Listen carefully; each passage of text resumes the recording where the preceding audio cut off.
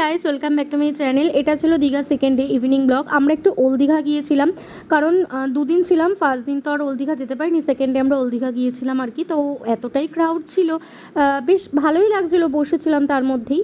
So একটু ক্রন খেয়ে আমরা হোটেল রুমে ফিরে আসছি। আর হচ্ছে প্রচুর হোটেলের অবস্থা দেখতে বুঝতেই পারছো, রুমের সব কিছু প্যাক করতে হবে, কারণ ভোর রাতে আমরা বেরিয়ে যাব। ডিনারটা সেরে নিয়েছিলাম ফ্রাইড রাইস আর চিকেন দিয়ে। দেন আমরা বেরিয়েছিলাম 4টের সময়।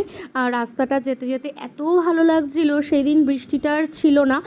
যতটা কলকাতা দিকে যাচ্ছিলাম ওয়েদার ভীষণ গরম লাগছিল।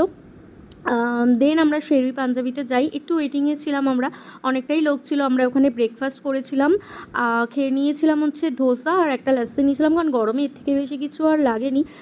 দেন ওখান থেকে আমরা রওনা দিলাম। দুদিনের এই ছোট্ট ট্যুরটা আমাদের বেশ ভালোই কাটলো। এরকম ছোটো ট্যুর করতে আমার বেশ ভালো লাগে। ব্যাস প্যাকিং করে আবার বাড়ি থেকে রওনা দিলাম। ব্লগটা এখানেই রাখছি, বাই।